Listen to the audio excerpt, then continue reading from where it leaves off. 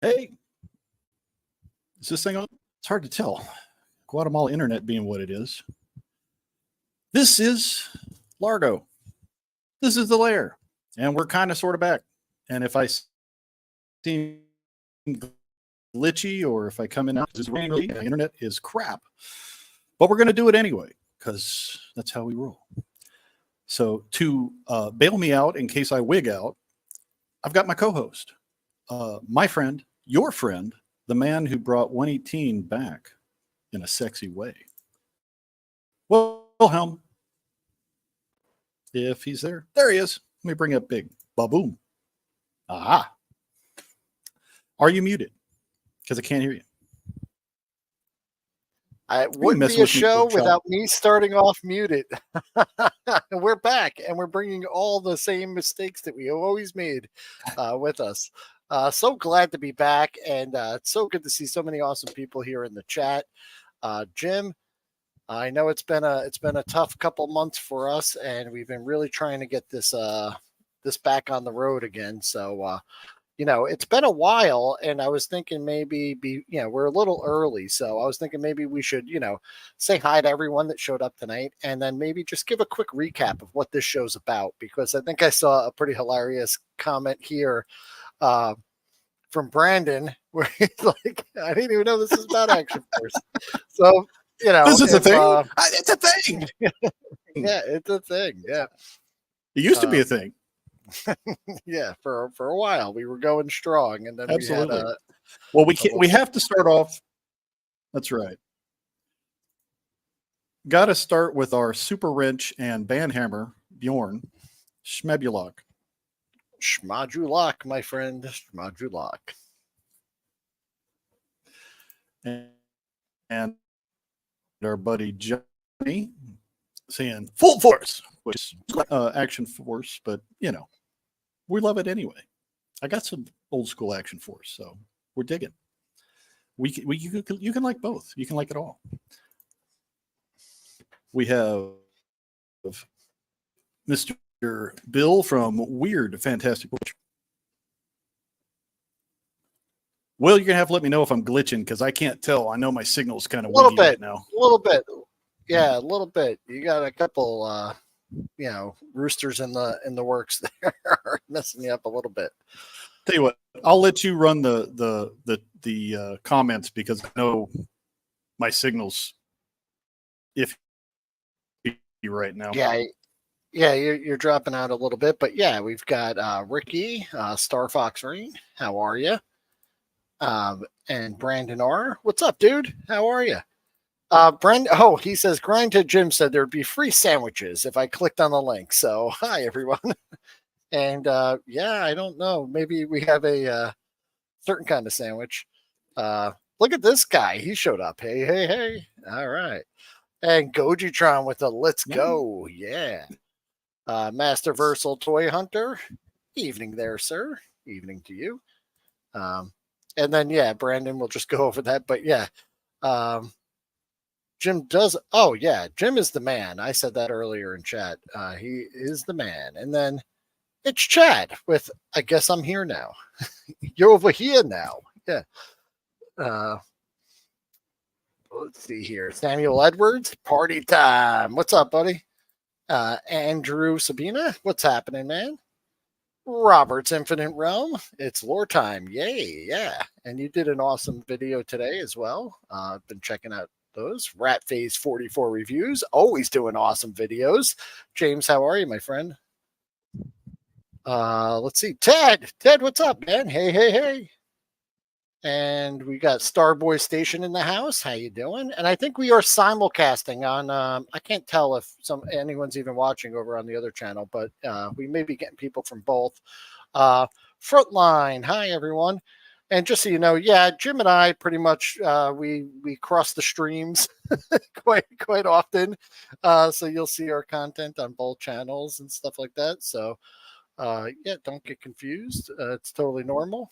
G-Force Racing, what's happening? Hey, Jim and Will, how are you? Fat Red Foo, lurking today. Lurk away, my friend. I hope you enjoy it. And then Fight in Code Names. Welcome back, fellas. It's good to be back. And we got Skunkworks Studios in the house. Awesome. Yeah, he's doing some awesome stuff too.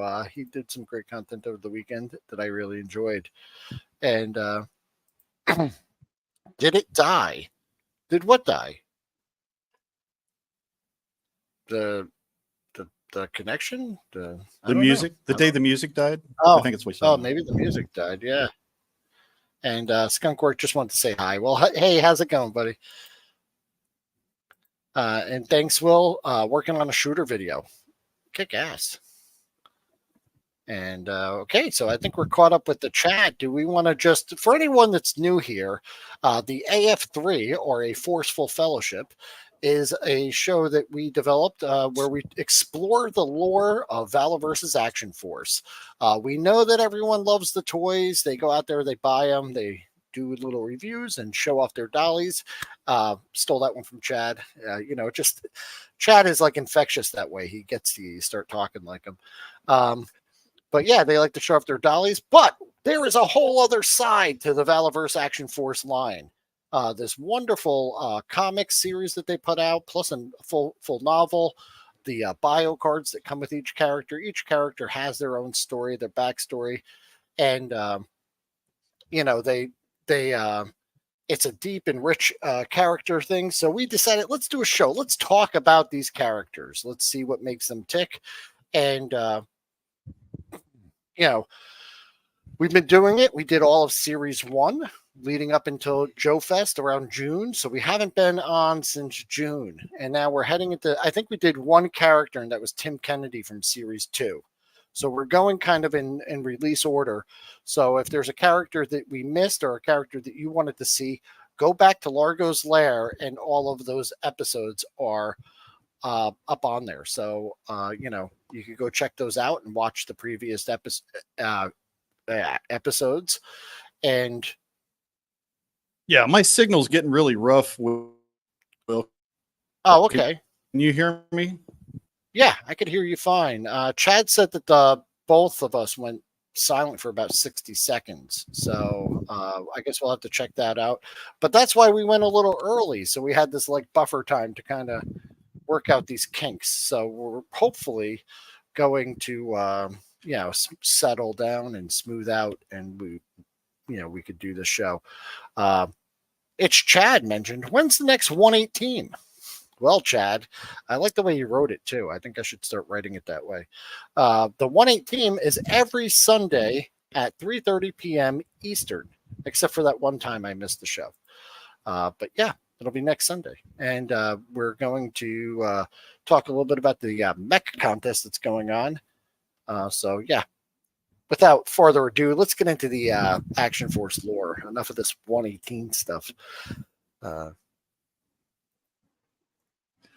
Yeah, I think what we'll do, since the signal is so wiggy, we'll go ahead and try to run through it live, and then we'll re-record it and put it up on YouTube without all the glitches, so that the lore that's is a good idea. Yeah, I think so for the replays. All right. Bjorn, we are simulcasting. So for those who have been wondering, yes, we are. We're trying something new. For those who are wondering, this is why my signal has been really bad for a while now, because of the quality of internet we have here, and it's the rainy season, which also affects my signal. So, but we figured we'd try to persevere and see what we could do tonight, because it's been a while. It was fine earlier. We went earlier and everything was flawless, and we were going to pre-record, and we went, you know what? Let's go live, because we haven't seen everyone in a while. We really wanted to interact with the chat. So this is exactly. It's not lagging because we're simulcasting. It's the weather over there in Guatemala. So, and that rooster, Eduardo. Yeah, he's probably getting drenched right now, because it's coming down pretty heavy out there. Yeah. Chad, that's awesome. I'd love to have you on Sunday. So please, get with me, and I'll try to tailor the show to stuff that only you like, because I know how mad you get when it's something that you don't like. and he likes stuff. Yeah. Well, we're going to talk stuff.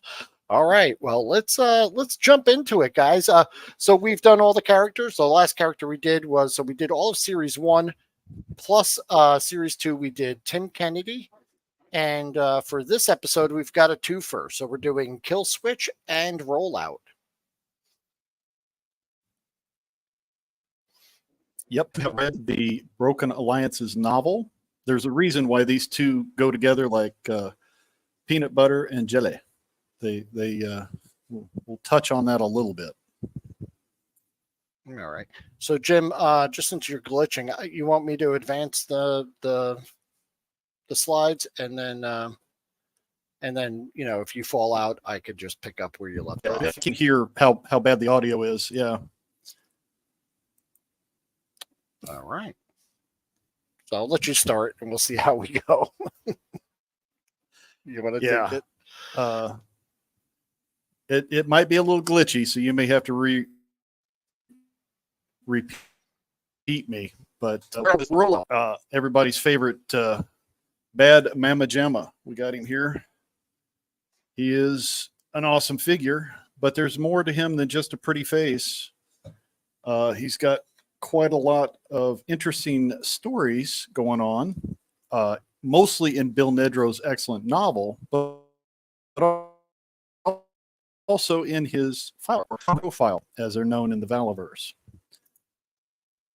He was originally solicited as Downrange during the original Action Force Kickstarter.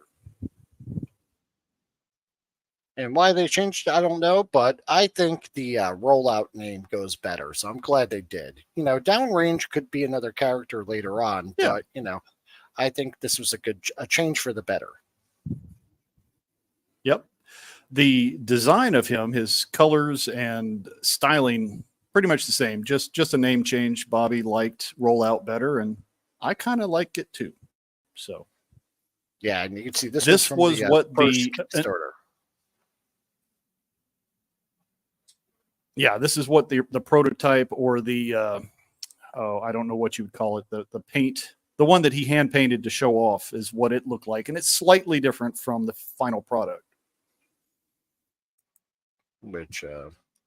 So yeah, let's get into his combat profile. Here's just a picture of it. We're not going to read the whole thing. I think on the next slide we've got a little bit closer there, so we can read it a little better. But combat profiles are now available on Valaverse.com. If you go to the links, there's a link that goes into talking about the story and the background and all of these file cards. You can pull them up and look at them at your leisure. All right, so we got Rollout. He is Series 2, Figure 1. So he was the first figure released in the second series. His file name is Gregory R. Seams. His primary skills are, 11 Alpha Infantry? Yes. And secondary skills, 2 Bravo Air. Assault, 5 Quebec Pathfinder. His birthplace is Philadelphia, PA. Air Assault, yep. Oh, sorry. Yep, I see that. It was Air Assault, 5 Quebec Pathfinder, yep. Rank and affiliation, he's a first lieutenant, and his affiliation is Action Force.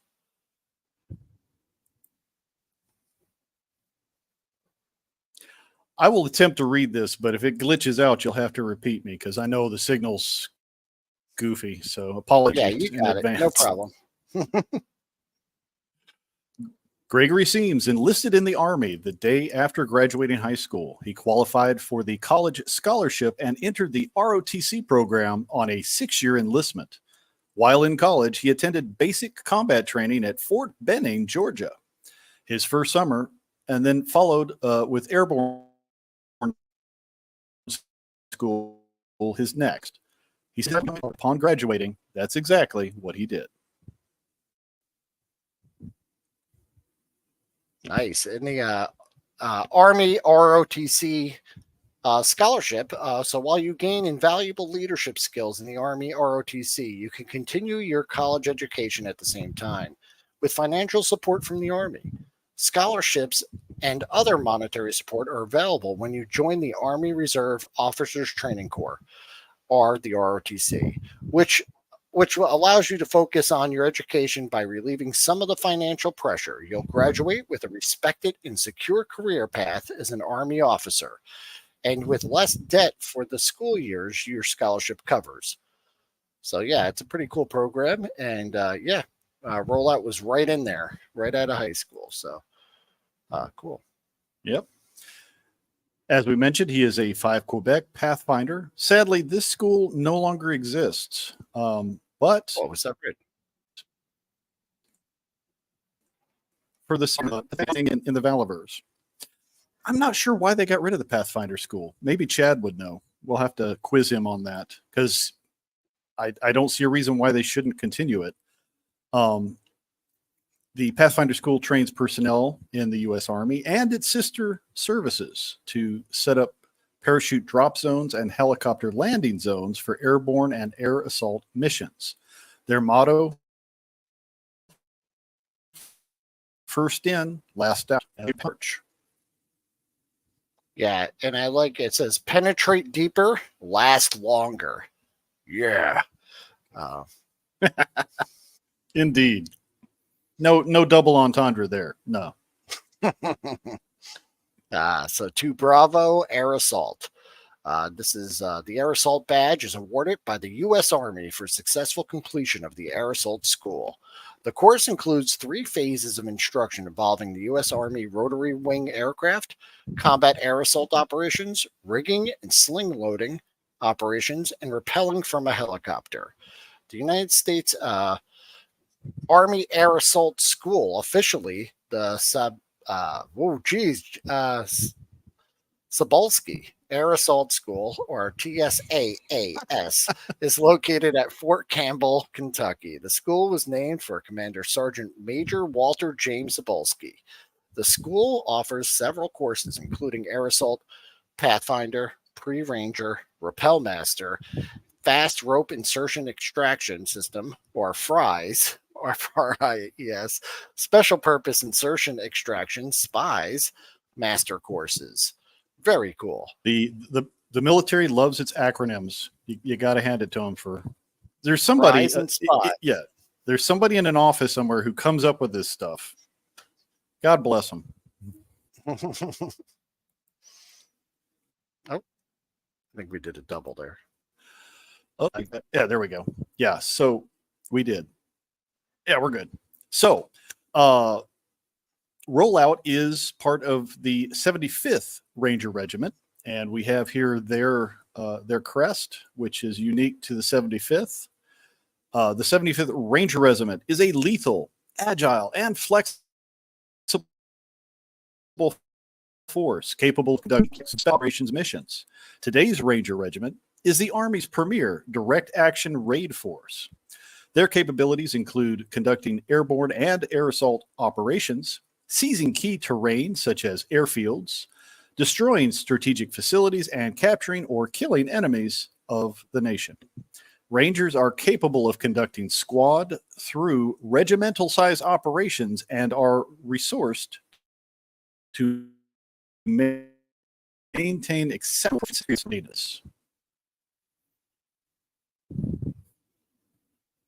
You bugged out there, so I think you ended at Rangers are capable of conducting squad through regimental size operations or resource to maintain exceptional proficiency, experience, and readiness. But I think we got the rest. Indeed. Cool. He is, this is a point of contention. I'll tell you, was not a happy day for the Rangers. The tan beret, not to be confused with the tambouret. That's a whole different thing.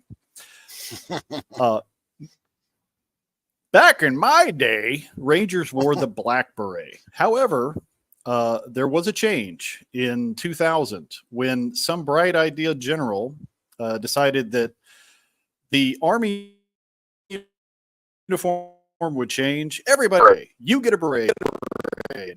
Check under your seat. Everybody gets a beret. So the traditional Ranger black beret was changed to tan. Tan is supposed to be reminiscent of the leather caps that were worn by arrangers in yesteryear. So that's why the tan beret existed. Yeah. I could see how some people. But Rangers were not happy about it. I don't know if yeah, that was changed. back in 2000, right? You said so. I wonder if that yes, that people have kind of moved on from that, but that's what it is now. Indeed. So I think Okay, yeah. So, Rollout's time in the 75th was cut short due to the fall of the Union. And after the splintering of the country, Lieutenant Seams found himself looking for a better way to serve. That service came in the form of a private security for a Republic governor. After a skirmish took the life of that governor, Rollout was again in need of work. And we see him here. He didn't appear in the comics very often. Much of, yeah. But he gets a few Mission Files 4 on the cover. Yeah. He is on a few panels inside as well. But he really starts getting action in the alliances. Yeah, so when Action Force was formed, Rollout was oh, okay. That's all right. Go ahead. That's fine. Sorry. No. You were frozen, so I started. We'll roll through it. When Action Force was formed, Rollout was one of the few at the top of the recruitment list. Although he tended to butt heads with other team members, which we'll see if you read the novel, it did not stop Rollout from being one of the best at carrying out a mission. Rollout quickly became a senior-ranking member of Action Force.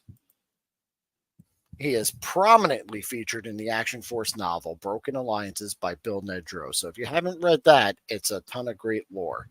And really good read. I love Bill Nedrow. The way he does action is just actually really fun and awesome. And if you're a fan of 80s kind of action military movies, it really, the pacing and everything like that really tickles that that fun spot in my brain.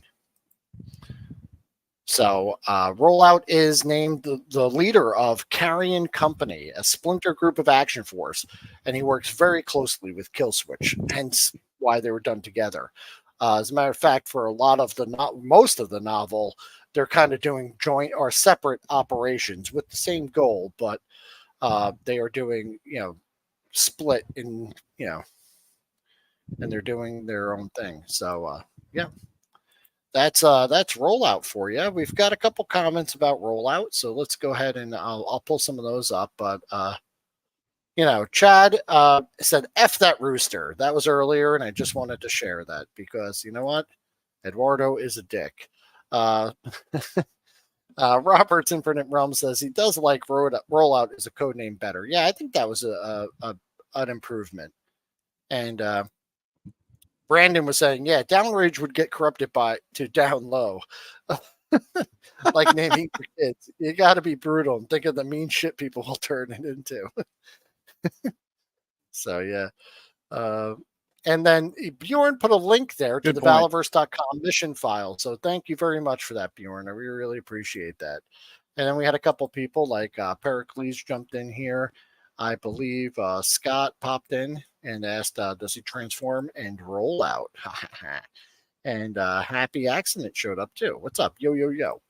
So, so we were able to get through most of Rollout there without much of a hitch there. How's it coming through to you guys? So, because I hear Jim breaking up, and I know there's a little bit of a delay. So, we've got Kill-Switch to go through now. Did you guys get that? Most of it? Was it serviceable? Let us know. I guess in the meantime, we'll go ahead and start with Kill-Switch here. Who is Kill-Switch? Who is she? Well, we're going to find out. Here's her combat profile. And, and just want to take a look and just once again, Bjorn did put that up there. You could go check out all the mission or the combat profiles. They're all up on the website. And so we got Kill-Switch. She's actually Series 3, Figure 3. So we've kind of jumped a little bit. For the most part, we're going in order. But since these two kind of work so well together, we decided to go ahead and just make them a team. So this is Layla Richardson. Her primary specialty is 5335. Is that correct? She is a senior correct. EOD. It's 5335, senior EOD technician. Her secondary skills are 5335. Oh, 5335. Okay. And then 5343, diver second class. Her birthplace is Bay City, Michigan. Is that Michigan? Yeah. And she is a chief petty officer of Action Force. A lot of people wouldn't know from her Action Force uniform, she is Navy, and she is a non-commissioned officer, a chief petty officer, and is very highly specialized in her training, and a little bit controversial on what they put in her combat profile. We'll talk about that a little bit here in a minute. Kill-Switch is a highly specialized. Her roots in Michigan. Go Michigan. University of Michigan. She was on the swimming and diving team. In her own opinion, Layla Richardson was born with gills. Even in the frigid temperatures of the Great Lakes, she became a world-class swimmer. Her talents would earn her a national championship with the University of Michigan. So any Michigan lovers up there, she's from hometown or home state. So it says after college, there is intrigue and backstory to this. Yeah, he was killed in an accident, which in turn uncovered the lifelong secret that he was actually a CIA operative. This caused her to develop a deep distrust or trust issues with the government, I guess, right? She turned her back on the little family she had left. I think psychologically, and I would put accident in air quotes as far as the demise of her father. We don't have details on that yet, but it may come to light in future Action Force stories. Yeah, and it could be interesting, it could inform some of the decisions she makes in the novel and, going forward where we see her.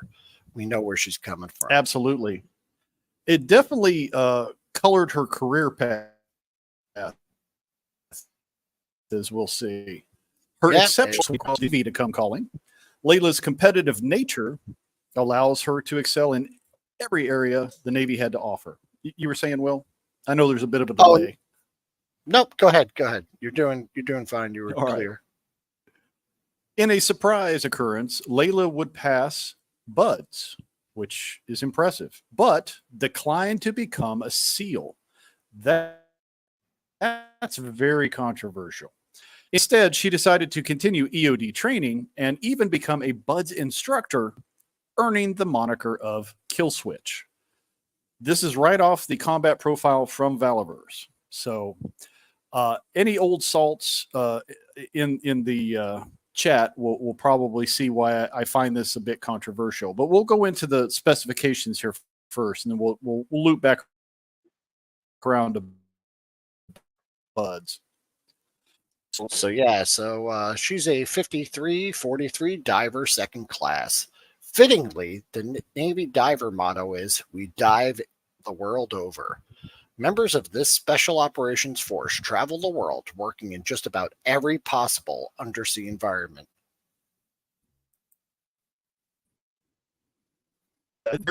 It is a very difficult certification to achieve, and it's impressive what they can do underwater. On top of her just standard diver qualification, she is also a senior EOD technician, a 5335. It's the Naval Enlisted Classification Code, or NEC, for senior EOD technician.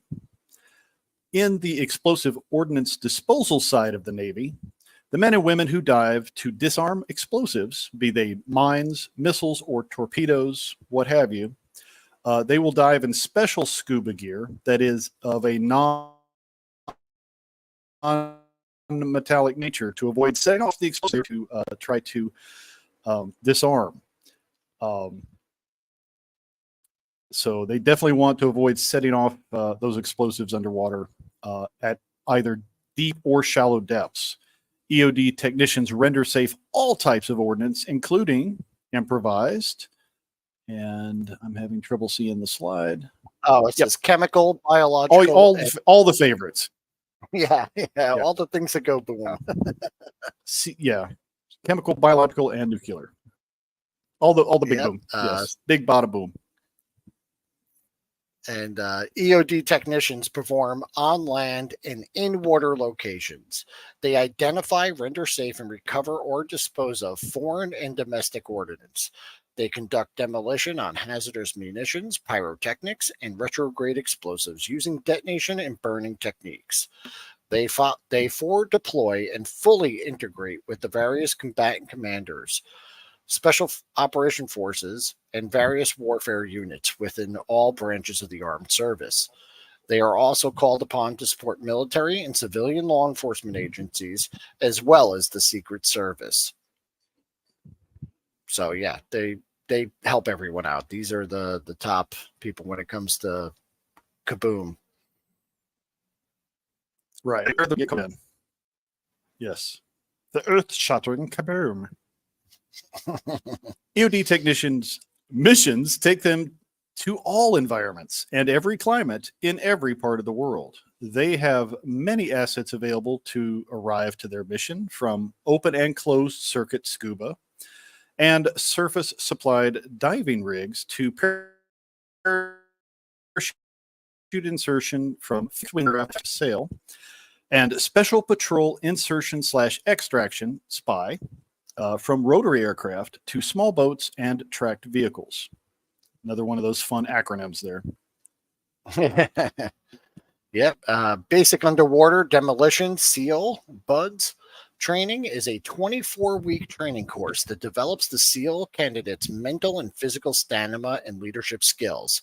Each BUDS phase includes timed physical condition tests, with the time requirements becoming more demanding each week. So every week you stay in, it gets harder, and a lot of people don't make it. So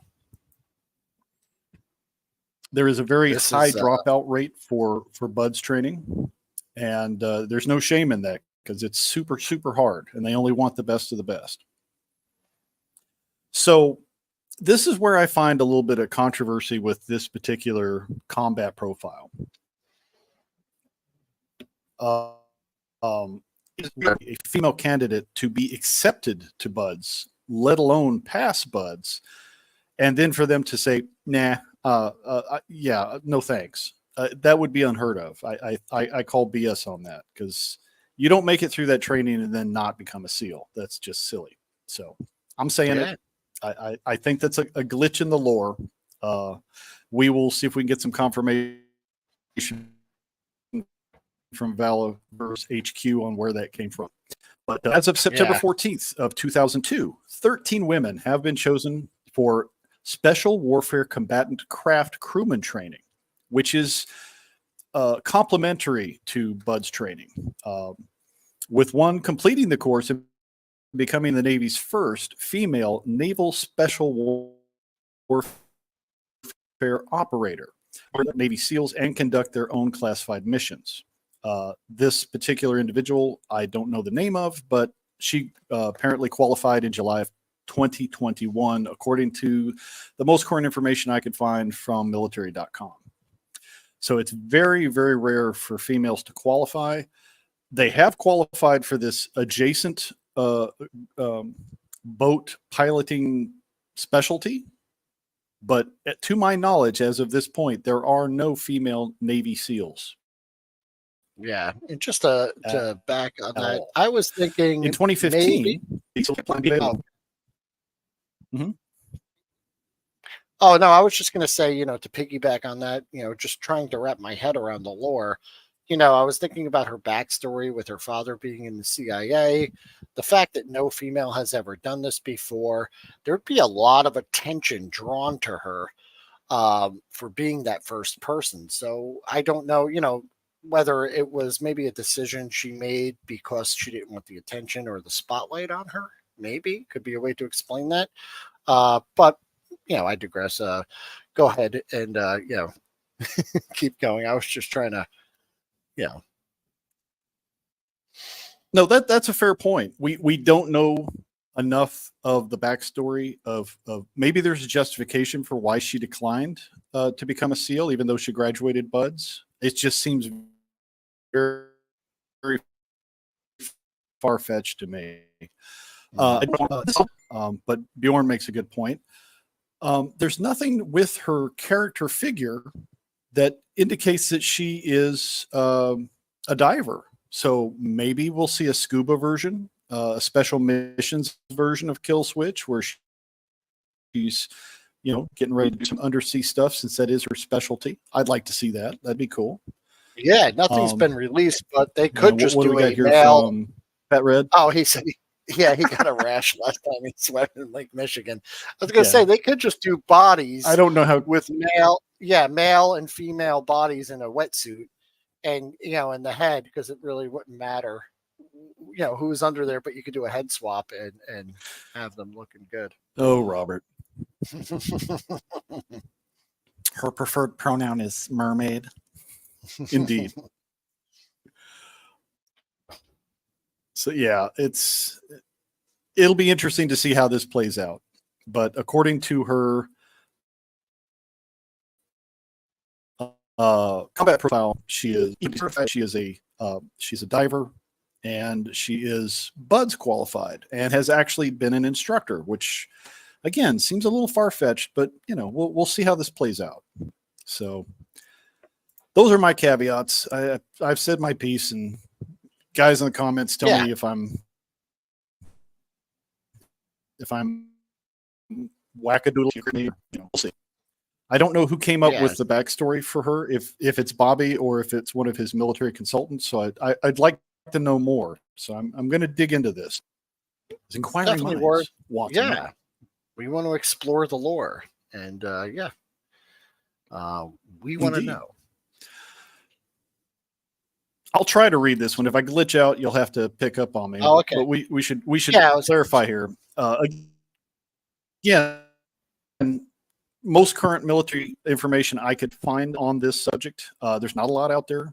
If somebody knows something that supersedes this, please let me know in the comments. So as of 2015, SEALs are women can apply to become SEALs, but they still have to be selected. It just means that they are now available for selection, if that makes sense. There has not been any success in women becoming Navy SEALs since they have been accepted to participate in the program that we know of. According to the Navy in 2021, an article I read, 18 women to date have tried out for either BUDS or the SWCC, which is that secondary program we talked about, have successfully completed the selection, which is one hurdle. You have to be selected by a board. Then you have to get through the training. Of those 18, 3 are still somewhere in that process, or were at the time of this writing, which was 2021. One of them did actually become SWCC certified, and the other 2 are somewhere in the BUDS. But as of December of last year, 2022, no female members of the United States Navy are SEALs. So just putting that out there. Now, what happens in the future with the Valiverse? I don't know, because that is slightly in the future. So maybe she's the first. Yeah. We don't know. So then it says that, in the wake of the divide, Kill-Switch was contacted by a senior member of a new special ops team who once ran missions with her father. Initially, she declined recruitment. Layla would eventually agree in exchange for knowledge about her father. So, she was not interested at first, but when they told her that she could learn more about her father and, the circumstances of his death, she was interested. So she's definitely got a motive there for joining and being on the team. She's an effective member, but she's there Absolutely. for From the way this is worded, I would assume Condor is not the one who recruited her, but perhaps a colonel or someone high up who put them together. Someone who would have been old enough to have worked with her father. But not a lot of that has been detailed yet, but who knows? There's a film coming out. There will probably be another novel. There's going to be more lore coming. Hopefully this will get fleshed out in some form to explain these mysteries. Yeah, I really enjoyed the comic series and, and the novel as well, but I would love to see more comics come out, even if it's a digital version of the comic. Physical copies may not be the way to go, but I would really enjoy that. But Kill-Switch is prominently featured in the Action Force novel, Broken Alliances by Bill Nedro, and she does absolutely kick ass in this novel. So if you're a fan of the figure, I know that she's kind of been eclipsed by Eclipse, and and then also who's kind of come as this like big hit character where everyone's really into Eclipse right now. Yeah, I have to say Eclipse was probably my favorite until I started reading the novel. Kill-Switch of the femme fatales that belong to Action Force now, based on her characterization in the novel. But I would say she definitely stands on her own, and she's a kick-ass character. So you're going to want to check her out. So Layla works closely with Rollout as part of Carrion Company, a splinter group of Action Force operatives led by Rollout. And this is the 112 action figure. She's make a. Go. Sorry, I know we're there's a delay there. Go ahead. I wasn't just commenting that. Okay, yeah. Layla and Greg or Gregory do work very closely together. Rollout is the leader of his own splinter group, Carrion Company. That's talked about in the novel, and so. They make a very tight-knit group that they put together. And it's very interesting to see Carrion Company carrying on missions on one side and Condor and his team carrying off separate missions, in a different direction. But you got to read the novel. I won't spoil any more for than you that. Spare part mercs out there who like to take spare parts and heads, there's a bunch of named characters in Carrion Company that haven't been made as action figures yet. So you could definitely get some inspiration from those as well. But recently we got the Kill-Switch upgrade gear pack. Absolutely, which is really cool. And that includes everything you see here. Excellent. And again, nothing in her gear pack denotes her EOD training. And the heaviness, there's nothing in her bio that talks about where she learned that, but maybe that's coming. It's a cool all of weaponry. Yeah, all of the missions and everything that we've seen in Bill Nedro's novel has taken place on land. So there really hasn't been any, assault kind of offshore or any operations like that we've seen. We've seen air and, pretty much land missions only. Right. And we can assume she's had additional training with Action Force where she may have picked up some heavy weapons or sniper quals that we don't know about. Yep. And then just so you know, you can pick up all 8 issues of the trade in the trade paperback now and read them all. So if you haven't, go over to Valverse.com. You can pick up the trade paperback. It's a great read, and it's a great way to get it all just in one place. I think they also did a digital version of the novel as well. So if you have like Amazon or Kindle, you could read it that way. And it is available on Kindle. So that's it. That's what we got for that. We've got some really good comments here too. So I want to go back and we did see that one and that one. But Douglas Butler, welcome. And he said he's glad the show is back. Well, we're glad you came back as well. And we have plenty to go. So, hang in there. We're going to try and do these, Jim. It's like an every other week with the Action Force and the AF3. So we've got plenty. And just Jeff, how's it going? Thanks for tuning in. Closest thing was in June 15th, 2021, and that was a special warfare she graduated from. So chiming in on that. That should be fine. That's correct. Again, apologies for the glitchiness and our crosstalk because there's a delay. We will re-record this with all the information and set it up as a video for everybody. So without the glitches, with all the information. Yeah. So Douglas saying he'd love a new book. And yeah, I second that, man. We don't have an exact date or anything now. It's just that one is happening. But yeah, I mean, I think this Action Force lore, the world, the characters, everything, it's a really great thing to see. Like I said, it's familiar, harkens back to the things that we enjoyed in our past, but it's all new. And that's what I really enjoy about it. The creativity, the world setting, and all the characters. So I'd love to see it. As much as they could put out. I'd love it all. So that's really good. Right. From what we know, again, we're not directly affiliated, but we do keep our ear out for what's going on in the Valaverse. Bill Nedro, Bobby Vala, and company are continuing to write stories. However, it's very difficult to get a comic book published in this current atmosphere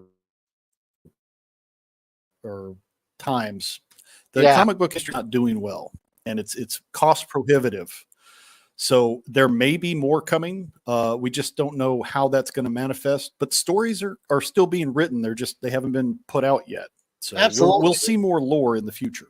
I'd love to see it even in a digital format, which would be, I think, a little easier to produce. But Bjorn chiming in here saying he has a list of all the named characters and the factions they belong to. Bjorn, I think that is awesome, and I think you should send that to us. And I think we should maybe even do a kind of like an appendix kind of show where we go through those when we do the Bill Nedro's novel, where we kind of do a review of that. And that could be a great resource for the viewers who are interested in getting those code names and a list together. So I think that would be a really good thing to do. So Bjorn, if you have that list, man, I'd love to see it. And what factions they belong to, because that would be great for the community to share that. That's a really good idea. I'm glad you did that. Robert chiming in saying Kill-Switch and Pandora are equal in liking to him. Eclipse is a favorite, but only slightly above the two. And I think depending on the situation, and this is the way it should be with like this type of thing, because it was like that with, like G.I. Joe or even Star Wars, depending on the mission and what's going on, your kind of favorite character could shift, so for a certain mission, Kill-Switch could be the shiznitch, right? And then, for another one, Eclipse is really good at that solo infiltration and sniper stuff. She's a badass in that, right? But Kill-Switch, is a very effective team member and a leader, and I'd love to see her on a scuba mission. I would love to see an underwater, her use those EOD skills. Yeah, I like what Rollkeeper says here. Maybe. It's like there is the official canon, there's the lore, but you can make your own lore. I mean, you can go anywhere you want with this stuff. Oh, yeah, it's cool. Absolutely, yeah. And I think a lot of people do, so I'm surprised at how many people, don't really, follow the lore of it. So Bjorn saying he'll find that when he gets home. And I'd really appreciate that. And I think the community would appreciate that as well. Cool. Yep, definitely. Yeah. Not just one character always kicking ass like Snake Eyes. Yeah, sure. And, and I think characters do that, but I like to see, different characters kind of get the spotlight. All complement each other really well. Yeah, because everyone can't be the best at everything. So I'd love to see, like I said, like specialized missions that require them to bring in. So you have operators that are good in kind of all situations, but you're bringing in a specialist to kind of lead that team for that special mission. And I think, as a caveat, with G.I. Joe, there were a lot of specialists who were very specialized to the point almost of absurdity in some cases, like Blowtorch being in his firefighting suit in situations where it's like, I don't know that that's necessary. Yeah. Do we need stuff on fire here? Maybe not. Yeah. Or put out, they have abilities, but they're cross-trained, and they work together well as a team. Everybody gets a chance to shine depending on what's going on. A lot of them have very similar training, obviously, as far as quals and or special operations tactics. Many of them are former members of special forces branches, so that's what makes them work in Action Force. And of course, they all have really booked them up. I think Delta Force, the Delta troops, not Delta Force, not to confuse that. The green guys, the Green Army guys, they're pretty much their rank and file. And there's also the specialized team that backs them up, Steel Brigade. So, yes, separate but equal in the fact that the rapid response. So yeah, and where's it? Robert saying a few classified figures I buy are to be added to the Action Force. It's in my lore. Yeah, Joe was long before Action Force. Yeah, and I think that's hinted to with some of the characters. But yeah, it'd be great to see Pandora's former gang. And because those wouldn't exactly be military figures as well. They'd be more kind of gangsters or kind of it'd be cool to see something that deviates, but it would require some specialized. We do get to see some of Pandora and her current gang in Bill Nedro's novel Broken Alliances, so we do get to see a little more of that fleshed out, which is cool. Yeah, she's a complex character. So there's a phrase: over specialization. That's a true statement. Over specialization leads to extinction, right? Yeah. And Woodman, what's happening, Woodman? So yeah, I think it would be really nice to do. This is just me talking off the cuff here, but Bjorn's saying he has that list of everything, even if not a comic book. And this is directly for Bobby. If even like how like back in the day, like they did the handbook of the Marvel Universe. And I kind of just had a character profile. It was like one book of like the character, all their specialties, and like some of their highlights and appearances. That would be a really cool comic, or even just something done on the webpage where, and maybe even some of the unproduced figures that were named in the novels or in the comics could be listed in there. Like a Who's Who. I think DC Comics did it as Who's Who, and Marvel did it as the official handbook of the universe. My speculation is once we see the Action Force film come out, we may see something like a coffee table hardcover edition that's got the art of Action Force, more of the lore. I'm hoping if the film is successful, we'll definitely see much more other media come out. But I think that would be fantastic because that would be a great reference guide. It would also be, for anyone, like I said, Action Force did a great thing with the interchangeability.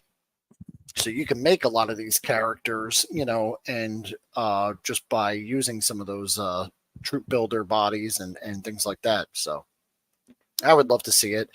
And like I said, I really would. Yeah, I would love to see we're kind of passing a book that comes at it from both angles. Yeah, Rollout, but I do think Kill-Switch, based on her combat profile, some of her skills are underused so far in the story. So I would love to see her get her kind of her due and really shine. Yeah, but she is kind of low profile. She doesn't like having the spotlight on her. So I kind of like the idea that just because she has a lot of specialized skills doesn't mean she wants to brag about it. She'll put it to use when necessary. All right, Douglas, thank you so much. And yeah, we'll be back. Again, apologies for the lag and the glitchiness. All right. And Bjorn heading out, driving home from work. Well, thank you so much, Bjorn. And we look forward to, collabing on that list. So, yeah, that's pretty great, man. Other than, some stuttering and things, I think it was a pretty good show. 2 great characters. Jim, who do we have next? Or do we know who we have next or what's coming up next? I believe the next that we will cover will be Trigger.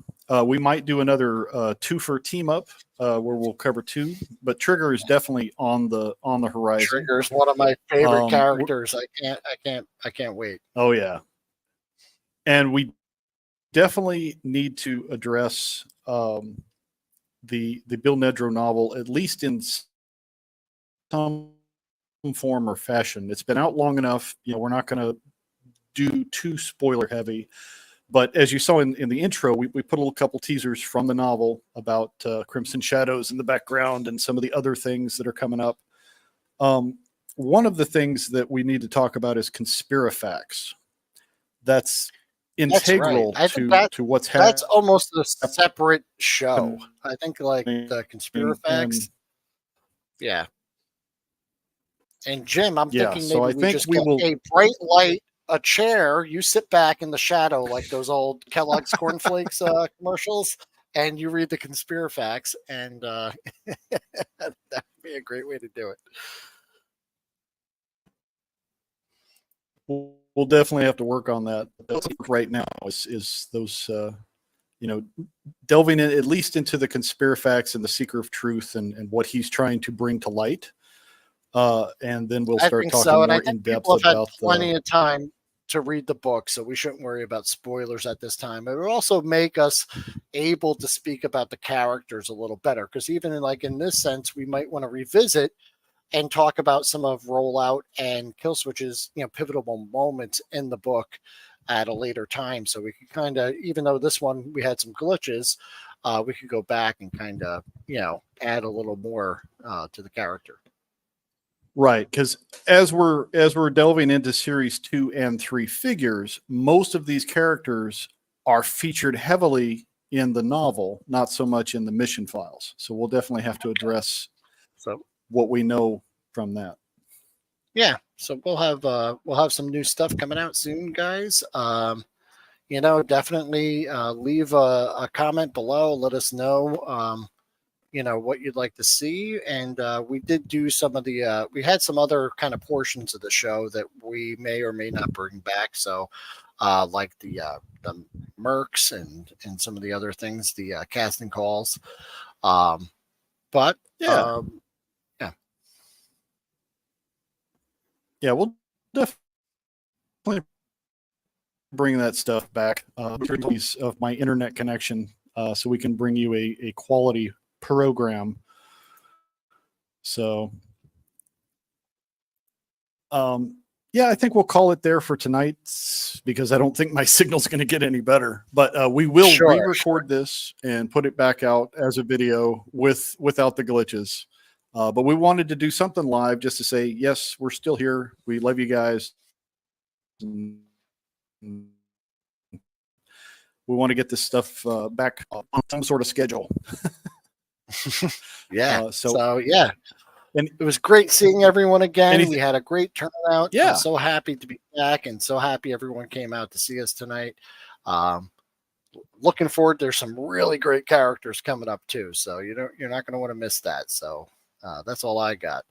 Thank you, and have a great night. Don't forget about the 1-8 team on Sundays with Will and usually myself. We will have a special guest this Sunday. Who's that going to be?